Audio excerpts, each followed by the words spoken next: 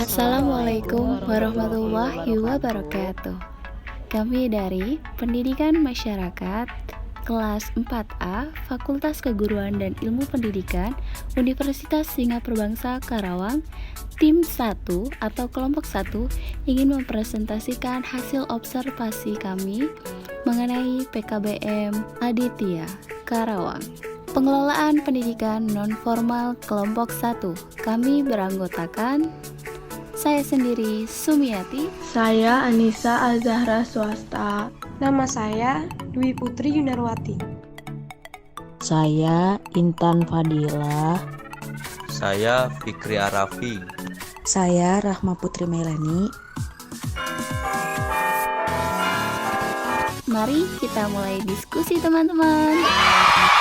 Oke, siap.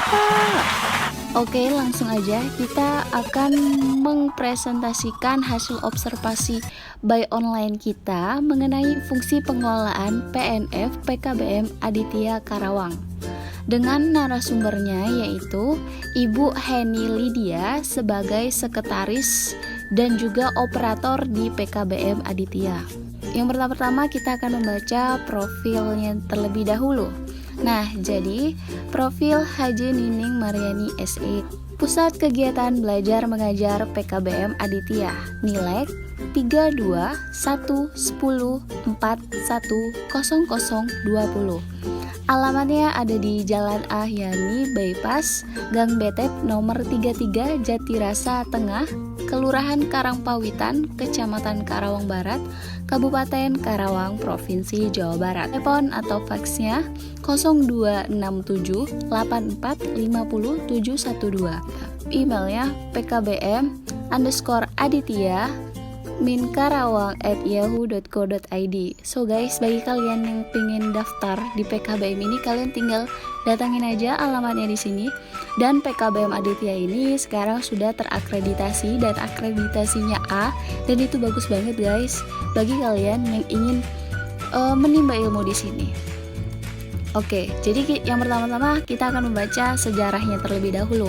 Nah, sejarah berdirinya PKBM Aditya sebagai mitra Dikmas. Nah, jadi sekarang itu PKBM Aditya ini merupakan mitra dari pendidikan masyarakat ya. Jadi, Januari tahun 2002 berbekal dari pelayanan keterampilan tata rias menjahit, komputer, melayani ujian persamaan, taman baca, dan bentuk legalitas dalam memperluas akses pelayanan pendidikan luar sekolah, mulai dibuka pusat kegiatan belajar masyarakat atau yang lebih familiar dengan kata PKBM dengan nama Aditya.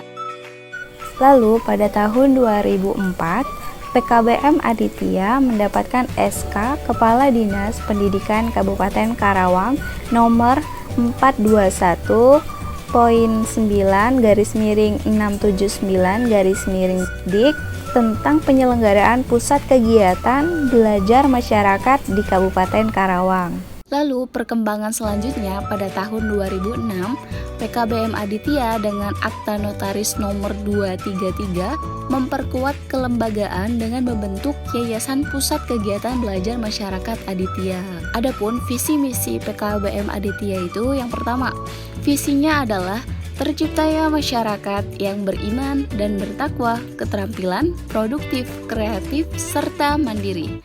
Adapun misinya, yang pertama, mewujudkan pendidikan yang menghasilkan lulusan cerdas, terampil, mandiri, beriman, bertakwa, dan mempunyai keunggulan kompetitif. Yang kedua, mengembangkan usaha produktif yang ada di masyarakat. Yang ketiga, menciptakan lapangan kerja berwirausaha bagi para lulusan yang mempunyai keterampilan yang berorientasi pada kecakapan hidup atau life skill. Yang keempat, memasyarakatkan belajar dan membelajarkan masyarakat. Yang kelima, mewujudkan penyelenggaraan pembelajaran aktif, kreatif, efektif, dan menyenangkan. Wah, bagus banget ya guys visi misinya. Oke, lanjut dan ini struktur PKBM Adityanya ya guys. Nah, ini ketuanya sendiri yaitu Haja Nining Mariani SE yang sudah dijelaskan tadi. Sekretarisnya Heni Lydia, bendaharanya Rina Maria HSE, pengelola. Nah sarana dan prasarananya itu. Nah, ini lanjutannya ya guys. Oke. Program kegiatan yang diselenggarakan. So, buat kalian yang pengen tahu di PKBM Aditya ini ada apa aja sih? Ayo kita kulik bersama. Oke, jadi program pendidikan non-formal. Nah, jadi di PKBM Aditya ini ada 7 ya guys, ada 7. Yang pertama kita ada PAUD, lalu ada keaksaraan fungsional, lalu ada paket A atau setara SD, paket B setara SMP, paket C setara SMA, taman bacaan masyarakat, kelompok usaha mandiri atau KUM, jual ayam potong, telur asin, keripik pedas, kue basah, dan gorengan. Wah, cocok banget ya guys buat kalian yang punya jiwa-jiwa wirausaha untuk menambah ilmu kalian di sini. Nah, adapun yang kedua itu ada kursus keterampilan. Nah, jadi di kursus keterampilan ini kita bisa ikut tata rias pengantin, tata kecantikan rambut, tata kecantikan kulit, dan baki hantaran. Baki hantaran itu seperti buat hantaran buat pernikahan atau pertunangan seperti itu ya guys, kayak bikin souvenirnya seperti itu. Selanjutnya, tabel warga belajar yang terlayani di PKBM Aditya Karawang. Nah, ini ya guys, kegiatan belajarnya, saran fungsional, ada pendidikan anak usia dini, paket A setara SD, paket B setara SMP, paket C setara SMA, taman bacaan masyarakat, dan KUM. Nah, adapun tenaga tutor atau pelatih keterampilan berdasarkan jenis program kegiatan pendidikan. Nah, ini dia. Ini tutornya ya guys. Nah, di PKBM Aditya sendiri untuk tutornya itu kita ada dari SMP, SMA, diploma, S1. Tapi tenang aja guys, walaupun misalnya SMP atau SMA, mereka sudah terlatih dan profesional di bidangnya. Jadi nggak usah khawatir ya guys bagi kalian yang ingin daftar di PKBM Aditya ini. Nah, adapun sarana dan prasarananya. Nah, sarananya, gedung PKBM Aditya ini merupakan milik sendiri ya guys, dan berlantai 2 dengan luas tanah 200 meter kubik dan luas bangunan 300 meter kubik, terdiri dari 13 lokal. Yang pertama, ada ruang kantor, ada ruang belajar, ruang praktek keterampilan, taman bacaan masyarakat, TBM satelit, toilet WC atau MCK, ada musola, dan juga ada gudang. Dan ini prasarana ya guys, dan ini prasarananya. Nih, kita punya di PKBM Aditya, kita punya sarana yang banyak banget, seperti ada meja belajar, kursi belajar, meja belajar PAUD, dan lain sebagainya guys. Oke, lanjut. Dan ini masih lanjut lagi. Prasarana ini untuk menunjang kegiatan pembelajaran ya guys. Oke, nah ini juga. Oke, lanjut. Nah, ini jadwal kegiatan PKBM Aditya. Mulai dari hari Selasa, hari Rabu, hari Senin, sampai hari Minggu juga ada. Tinggal disesuaikan aja ya guys bagi yang ingin daftar di PKBM Aditya ini. Nah, ini dia. Nah, adapun kemitraan PKBM Aditya ini yang pertama yaitu kemitraan dengan Dinas Pendidikan. Nah, ini ya guys, bentuk kerjasamanya ada pelatihan pengelolaan dan tenaga pendidik padu, pelatihan pengelolaan PKBM, pelatihan pengelola TBM, pelatihan tutor KF, lomba kreativitas, pelatihan tutor KF, pelatihan tutor paket B, SKB Karawang, yaitu bentuk kerjasamanya itu tentang peningkatan mutu tenaga pendidik. Itu tahun 2005 sampai sekarang ya guys, itu ada tahun-tahunnya juga. Lalu ada kerjasama lagi dengan BPPLS Regional 2, yaitu bentuk kerjasamanya itu salah satunya adalah pengembangan model pembuatan media, itu 2005 sampai sekarang. Nah, ini masih banyak banget guys mitranya. Oke. Nah, adapun prestasi-prestasi yang sudah didapatkan. Nah, ini ya guys ya, prestasi yang udah didapatkan. Nah, oke, kita langsung masuk ke fungsi pengelolaan. Nah, apa sih yang dimaksud dengan pengelolaan itu sendiri? Nah, jadi arti pengelolaan nih bagi kalian yang belum tahu pengelolaan itu apa sih? Jadi pengelolaan itu sama dengan manajemen, yaitu penggerakan, mengorganisasikan, dan mengarahkan usaha untuk memanfaatkan secara efektif material dan fasilitas untuk mencapai suatu tujuan. Nah, jadi kalau dalam singkatnya pengelolaan itu tuh mengatur. Kita mengatur bagaimana apa yang diatur tersebut dapat berjalan secara efektif dan efisien sehingga tujuan yang akan kita capai dapat tercapai. Banyak analisis-analisis yang digunakan dalam pengelolaan, tetapi kita di sini menggunakan analisis yang sederhana saja agar mudah dipahami dan mudah dimengerti ya guys. Oke, kita di sini menggunakan analisis POACH, yaitu ada planning, organizing, actuating, controlling. Nah, apa sih yang dimaksud dengan planning? Nah, jadi planning di sini adalah perencanaan. Yap, bener banget, perencanaan. Nah, jadi perencanaan ini adalah penentuan serangkaian tindakan untuk mencapai sesuatu hasil yang diinginkan. Jadi kita membuat rencana terlebih dahulu, apa aja yang ingin kita capai, bagaimana caranya, dan lain sebagainya. Lalu, ketika kita sudah membuat perencanaan, hal kedua yang akan kita lakukan adalah organizing atau pengorganisasiannya.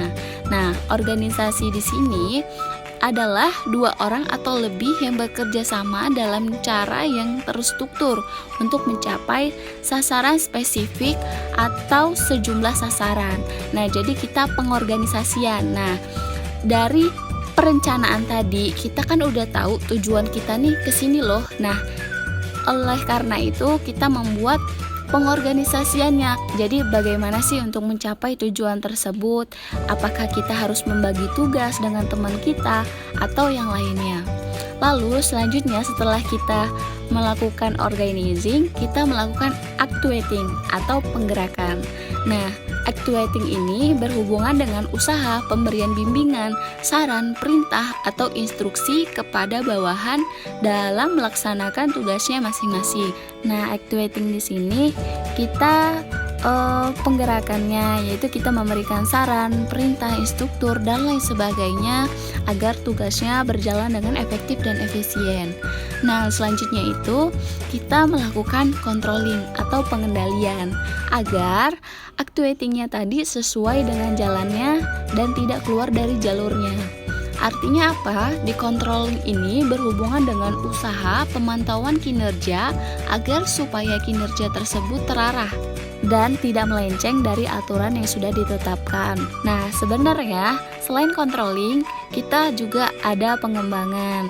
Apabila di controlling sudah sejalan, maka diharuskan untuk pengembangan agar kita dapat mengikuti perkembangan yang ada. Berikut ini hasil wawancara kami dengan PKBM Aditya.